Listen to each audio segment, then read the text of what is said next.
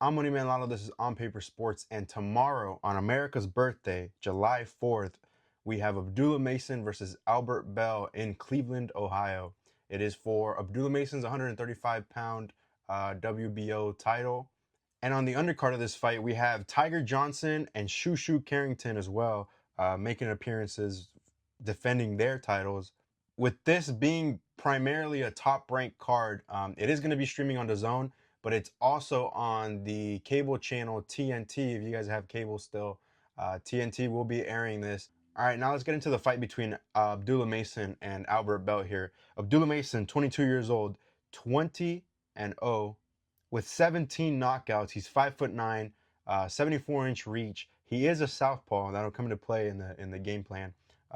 Albert Bell, 28-0, undefeated as well. 9 knockouts. He's 6 foot tall with a 73-inch reach. He's 33 years old, so he's 11 years older than Abdullah Mason. And Abdullah Mason is a title holder. I believe he was the youngest WBO title holder at just 21 years old. Now, this is a late replacement for Abdullah Mason. He was originally scheduled to face Joe Cordina, who couldn't get into the States because of visa issues.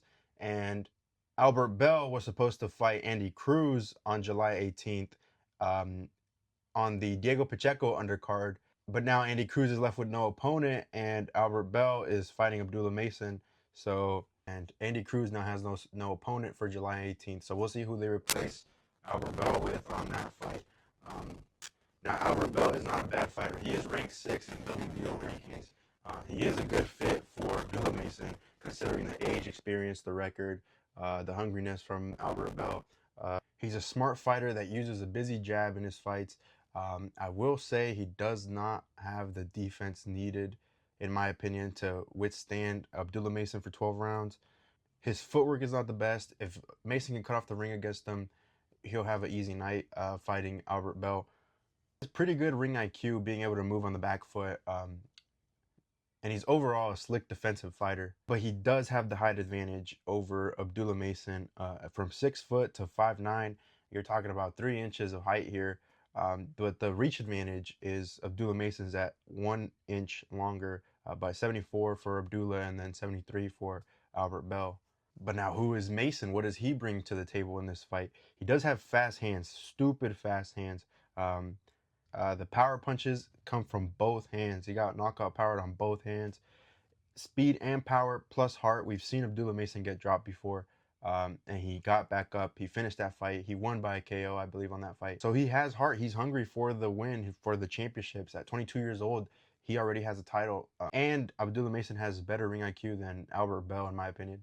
But Mason is a slow starter, but he always finds his rhythm. And one of the things that I like about him is that mid-fight, he can always change and adjust his game plan to suit him and win him the fight. Whether he's looking for a KO, whether he's looking for a decision victory, he can always just change up his game plan and execute that win. Now, the keys to victory for Abdullah Mason: start smart, don't start fast. Use that jab, establish the distance, cut off the ring, pick up on his cues. Really, I don't want to see a third round or second round knockout, because Albert Bell is dangerous. I'll give him that. He is dangerous. Some punches he has, he's a little slick on those, like the uppercuts and the hooks. Bell has timing. He doesn't really have knockout punch, but he does have timing. After 2 or 3 rounds, you got to smother him with power, though, if you're Abdullah Mason. Once you picked up his pace and his rhythm, smother him with power on that 4th or 3rd round. Because with that power punching and that volume, you can overwhelm Albert Bell. Cut off the ring, corner him in those late rounds. In the beginning, I'm not expecting him to do much. Just jab and use the back foot, get out of the way. Head movement is going to be one of the major things that saves Abdullah Mason from a loss. Is the head movement is going to be a key factor in this fight. The footwork as well, because it's a southpaw versus an orthodox. The orthodox being Albert Bell. Whoever has their foot on the outside, that lead foot battle, is going to be the winner.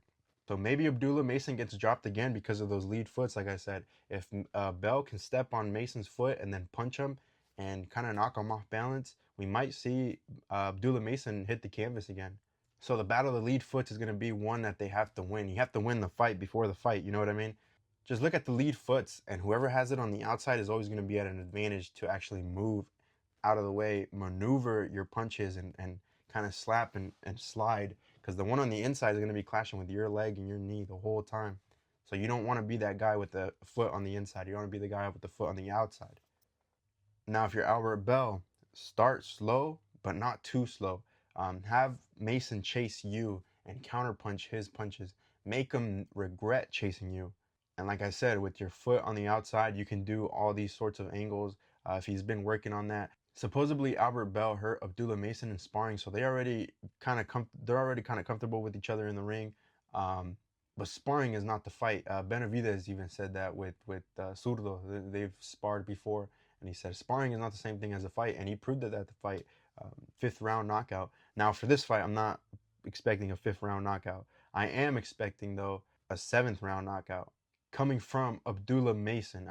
I'm expecting him to get a KO in the second half of the fight. I think Abdullah Mason can pull it off, a seventh round knockout. Considering his trajectory and his previous fights and his previous opponents, I think he can pull it off, especially since they're both Ohio natives. They got that, and it's not going to be a too big of a factor, but it is going to be bragging rights of who's the better Ohio fighter. And a knockout would just solidify it. You let it go to the judges. Even if Albert Bell has a close fight, I think they're going to give it to Abdullah Mason if it's a close fight and they go to the decision. But if Mason can get that KO early, that's good. But if he gets it in the second half, that's better for me because I predicted right. Now, looking at the odds for this fight at a -500 for Abdullah Mason, I don't know, man. I think that's a little optimistic considering this is a late replacement. So Abdullah Mason hasn't even had a full training camp for Albert Bell. He's only had about 2 weeks of time to get adjusted to fight Albert Bell. Now, Albert Bell to win is a +380. So if you're liking the underdog on this, if you think Albert Bell with this 28-0 record at 33 years old can beat the 22-year-old who's 20-0 with 17 knockouts, a +380 is not bad at all. Now, the total rounds over-under is at 10.5, and it's -150 for over 10.5. Now, remember I said a round 7 knockout. So I'm going with the under 10.5, which is at a +110. Better odds, but the odds makers are thinking that the fight is going to go over 10.5 rounds, which means that they're basically picking it to go by decision. Now, Abdullah Mason to win by KO is -110. By decision is +180. A tie is +1600. And then Albert Bell to win by KO is +1400. So that's about the same odds as the fight ending in a draw. And now Albert Bell by decision is a +550. So if you like any of those, go ahead and place your bets. But I'm sticking to my round 7 Abdullah Mason knockout. We'll see what happens come tomorrow, July 4th. Remember, it is on DAZN and on TNT. It will be at 8 p.m. or the main event should start around 7 p.m. The main card, if you want to watch Shushu and Tiger Johnson fight, will probably start at 5 p.m. But the main event will probably start about 7 p.m. Let me know what you guys think. Does Abdullah Mason have the skill necessary to beat Albert Bell, even as a late replacement? There hasn't been no drama coming up to this fight. No missed weight. They both made weight today. It's been pretty calm fight week.